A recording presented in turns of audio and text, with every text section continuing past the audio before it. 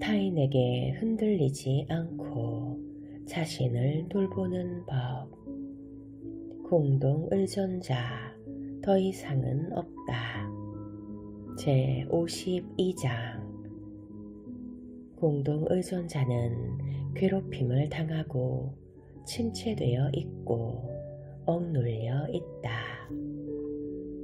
우리 가운데 많은 공동 의존자들은 자신이 아닌 다른 사람이 무엇을 느끼고 있는지, 왜 그런 방식으로 감정을 느끼는지, 얼마나 오랫동안 그렇게 느껴왔는지, 그리고 그런 감정들 때문에 어떤 행동을 할 것인지를 재빠르게 열거할 수 있다. 우리는 다른 사람의 감정에 대해 이러쿵저러쿵 이야기하면서 우리 자신의 삶을 소비한다. 우리는 다른 사람의 감정을 고치려고 한다. 우리는 다른 사람의 감정을 통제하려고 한다. 우리는 그들에게 상처 주지 않기를, 그들을 당황스럽게 만들지 않기를, 그리고 그들의 비위를 건드리지 않기를 원한다. 우리는 다른 사람의 감정에 대해 책임감을 느낀다. 하지만 정작 자기 자신이 지금 무엇을 느끼고 있는지는 모른다.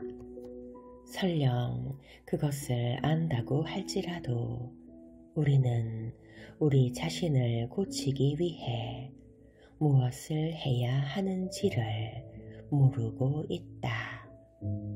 많은 공동 의존자들은 자신의 정서적 자아를 포기했거나 결코 책임지려 하지 않았다.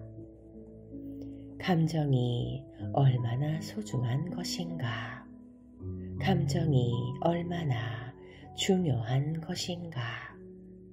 이 질문에 답하기 전에 내가 1973년경 미네소타에 있는 윌마 주립병원에서 약물 의존으로 치료를 받았던 경험을 들려주고자 한다.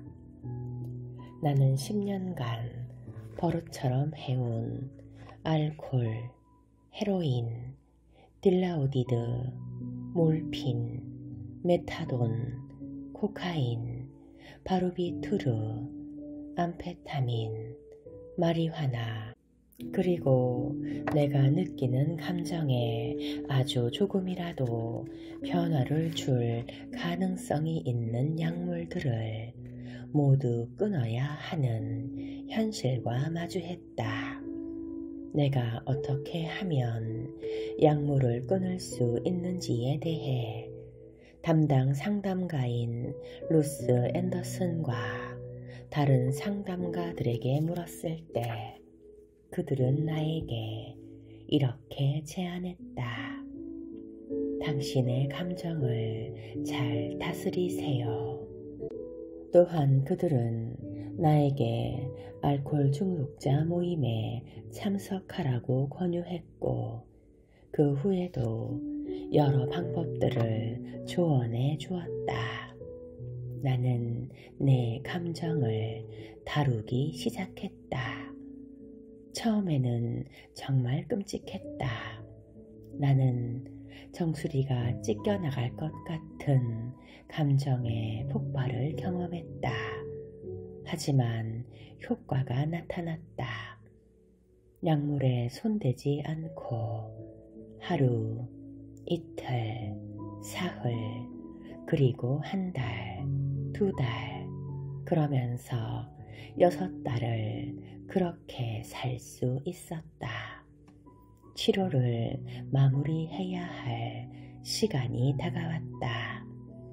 병원을 떠나 사회에 적응해 살아가야 하는 두려운 현실이 나를 기다리고 있었다.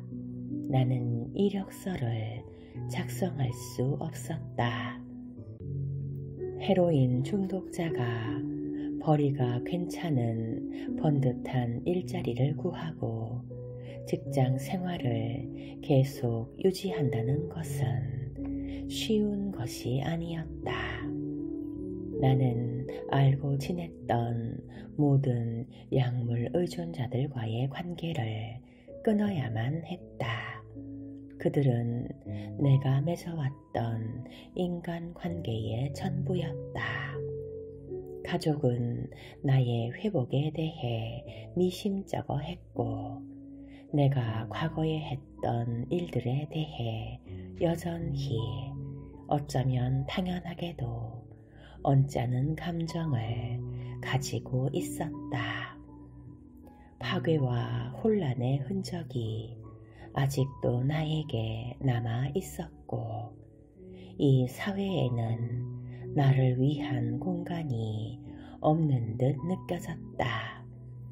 삶이 내 앞에 펼쳐져 있었지만 기약할 만한 것은 없었다. 이와 같은 고민에 휩싸여 있는 나에게 담당 상담가는 앞으로 나아가라고 그리고 삶을 시작하라고 말하고 있었다. 나는 다시 그녀에게 그렇게 살기 위해 내가 정확히 무엇을 해야만 하는지를 물었다. 그녀뿐만 아니라 다른 상담가들 역시 전에 했던 답변을 반복했다. 당신의 감정을 계속 다루어 나가세요. 그리고 알코올 중독자 모임에 참석하세요. 그러면 모든 상황이 괜찮아질 겁니다. 나는 그 충고가 지나치게 단순하다고 생각했지만 선택의 여지가 없었다. 절대자가 베푸는 도움에 의해 그 제안은 놀랍게도 지금까지 내 삶에 유효하게 작용하고 있다. 감정을 다루기에 내 자신이 지나치게 복잡하다는 생각이 들었을 때 나는 공동의존이라는 심연에 빠져들었다.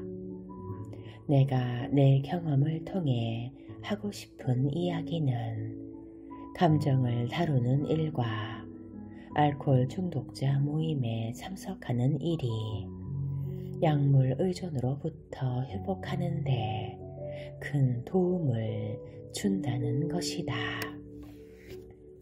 그런데 그 경험은 그러한 교훈을 뛰어넘어 내가 앞에서 던졌던 감정이 얼마나 중요한 것인가 라는 질문에 대해서도 답하고 있다. 감정이 우리의 삶의 유일한 것은 아니다. 감정이 우리의 행동을 강요하거나 통제하게 해서는 안 된다. 하지만 우리도 감정을 무시할 수는 없다. 감정은 우리가 무시한다고 무시되는 것도 아니다. 이러한 이유 때문에 결국 감정이 중요하다는 점은 아무리 강조해도 지나치지 않다. 감정은 정말 중요하다. 우리의 감정 영역은 특별하다. 우리가 자신의 감정을 쫓아내고 밀어내 버린다면 우리는 자기 자신과 자신의 삶에서 중요한 영역을 잃어버리는 것이다. 감정은 슬픔과 두려움, 분노와 기쁨의 원천이 된다. 우리의 감정 영역은 우는 것과 것을 포함한다. 우리의 감정 영역은 따사로운 사랑의 빛을 주고받는 중심이다.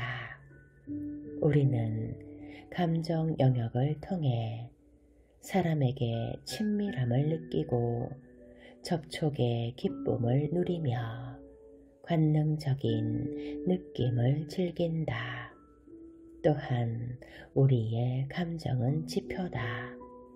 행복하고 편안하고 따스하고 만족스러운 느낌을 경험할 때 우리는 일반적으로 그 순간 내가 속한 세상의 모든 것이 잘 풀려가고 있음을 안다. 우리가 분노와 두려움 혹은 슬픔 때문에 불편함을 느끼고 있다면 우리의 삶에 문제가 생겼음을 그 감정이 우리에게 말하고 있는 것이다. 그 문제는 우리가 하고 있는 혹은 생각하고 있는 것에서 비롯된, 즉 우리 내부에서 발생된 것일 수도 있고 아니면 우리 외부에서 발생된 것일 수도 있다. 여하튼 뭔가가 잘못되어 가고 있다는 것을 우리는 느낀다. 또한 감정은 긍정적인 동기를 부여해 주는 역할을 한다. 분노는 문제를 속히 해결하도록 우리를 자극한다. 두려움은 우리가 위험에서 빨리 벗어날 수 있도록 우리를 재촉한다. 반복되는 상처와 정서적 고통은 우리에게 그 원인으로부터 멀리 떨어져 있을 것을 요구한다. 우리의 감정은 우리에게 우리의 욕구와 바람 그리고 야망을 알게 하는 단서를 제공한다. 또한 우리의 감정은 우리 자신과 우리의 실제 생각을 발견하도록 도와준다. 우리의 감정은 의식적, 인지적 사고 과정과 연결되어 있으며 본능과 직관이라 불리는 신비로운 능력과도 맞닿아 있다. 그러나 감정에는 어두운 면이 존재한다. 정서적 고통은 상처를 준다. 감정이 채워주는 아픔은 우리를 몹시 고통스럽게 하기 때문에 내부가 감정으로 전부 채워져 있는 우리는 앞으로도 계속 감정 덩어리로 살아갈 수밖에 없을 것이라고 생각한다. 고통과 슬픔은 자꾸 꾸물거리며 우리 주변을 맴돈다.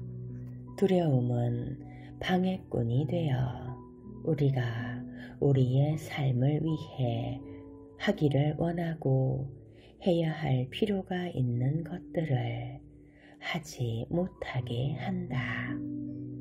때때로 우리는 캄캄한 우물 속에서 정체를 알 수 없는 어두운 감정에 갇혀 헤어나지 못한다. 우리는 그곳에서 절대 빠져나올 수 없을 것이라 생각한다. 분노는 곪고 곪아 원한과 비통함을 만들어내고 언제 떠날 것이라는 기약도 없이 우리 곁에 머물겠다고 위협한다. 슬픔은 우리를 질식시키며 우울증으로 진화한다. 어떤 공동 의존자들은 오랫동안 두려움을 떨치지 못한 채 그렇게 살아간